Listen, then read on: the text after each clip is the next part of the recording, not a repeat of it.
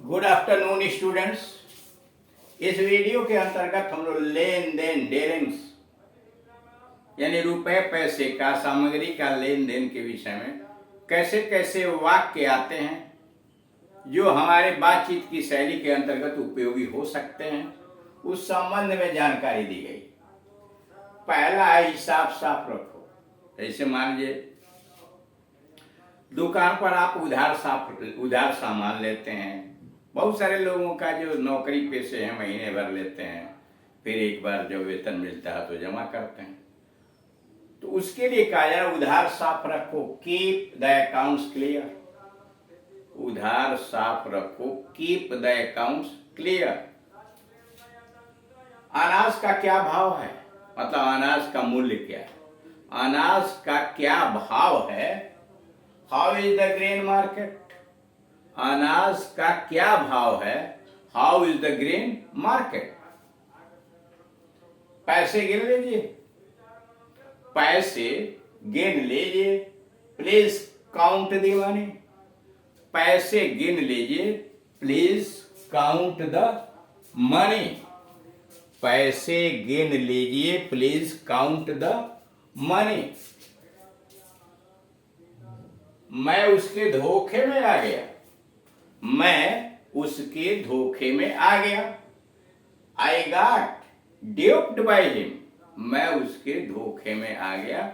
I got ड्यूप्ड by him. यह खोटा सिक्का है, यह खोटा सिक्का है। This is a base coin, यह खोटा सिक्का है। This is a base coin. उसने अपना धन व्यापार में लगा दिया, उसने अपना धन व्यापार में लगा दिया। He invested all the money in trade, उसने अपना धन व्यापार में लगा दिया। He invested all his money या all the money in trade, trade व्यापार। उसी को दूसरे तरह से कह सकते हैं He invested, उसने लगा दिया। All the money in business, he invested all the money in business। यानी दोनों तरह से ठीक है। उसने अपना धन व्यापार में लगा दिया।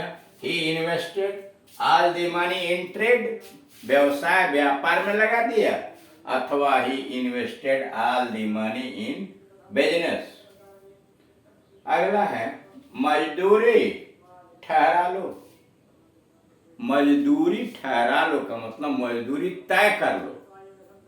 मजदूरी ठहरा लो का मतलब मजदूरी तय कर लो। सेटिल द वेजेस, मजदूरी तय कर लो। Settle the wages. आपका व्यापार कैसा चल रहा है, आपका व्यापार कैसा चल रहा है। How is your business going, आपका व्यापार कैसा चल रहा है। How is your business going, आपका व्यापार कैसा चल रहा है। How is your business going. इन लड़कों को 100-100 रुपया दीजिए, इन लड़कों को 100-100 रुपया दीजिए। गिव द बॉयज या दीज बॉयज 100 रुपीज ईच, इन लड़कों को 100-100 रुपया दीजिए। गिव दीज बॉयज या गिव दी बॉयज 100 रुपीज, 100 रुपया दीजिए। ईच प्रत्येक को, यानी इन लड़कों को 100-100 रुपया दीजिए। Give these boys 100 rupees each, 100 rupees each. अगला है तुम्हारी मजदूरी मिल गई, क्वेश्चन मार्क है। तुम्हारी मजदूरी मिल गई का मतलब क्या तुम्हारी मजदूरी मिल गई। तुम्हारी मजदूरी मिल गई, क्वेश्चन मार्क का मतलब क्या तुम्हारी मजदूरी मिल गई। इसीलिए क्वेश्चन बना है did you get your wages, did you get your wages. Wages मजदूरी, तुम्हारी मजदूरी मिल गई। Did you get your wages.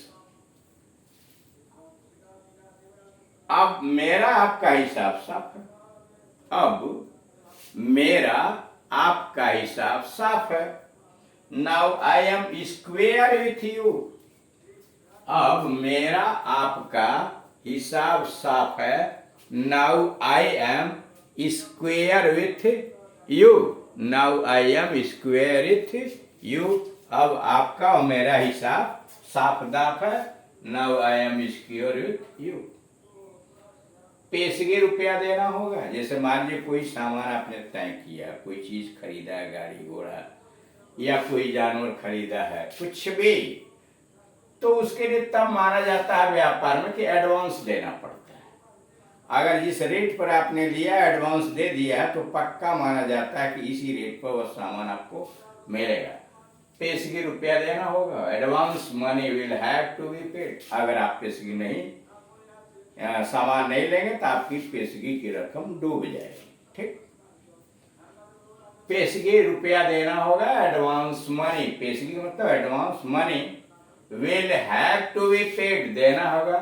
Will have to be paid देना होगा।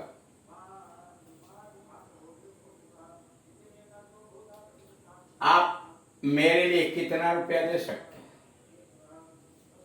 आप मेरे लिए कितना रुपया दे सकते हैं? How much money can you spare for me?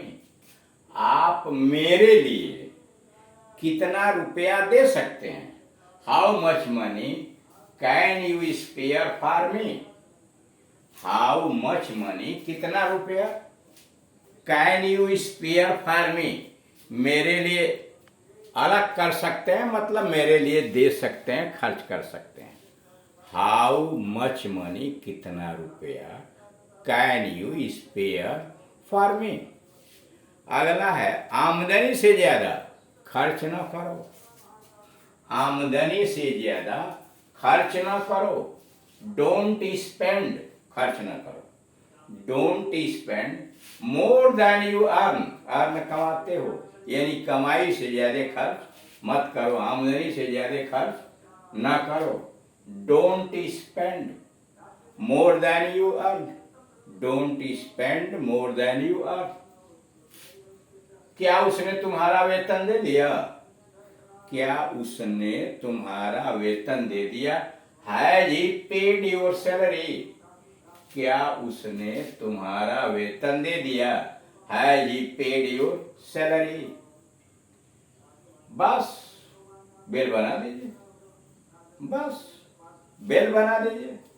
That's all. बस का मतलब दैट्स ऑल। बिल बना दीजिए। प्लीज मेक द बिल या प्लीज रेडी द बिल। कर बस मतलब जो सामान आप ले रहे हैं उसके आगे कुछ लेना देना नहीं है, तो आप उसमें कहेंगे बस सामान हो गया अब इसका बिल बना दीजिए, तो बस बिल बना दीजिए। दैट्स ऑल यानी जितना लेना था हमने ले लिया। That's all. बिल बना दीजिए। Please make the bill. Please make the bill. अगला वाक्य है, इन दिनों मुझे पैसे की तंगी है। इन दिनों मुझे पैसे की तंगी है। I am hard up. I am hard up this days. इन दिनों मुझे पैसे की तंगी है। I am hard up this days या I am tight this days. I am tight this days. इन दिनों मुझे पैसे की तंगी है। I am hard up this days या I am tight this days. उधार मत दो।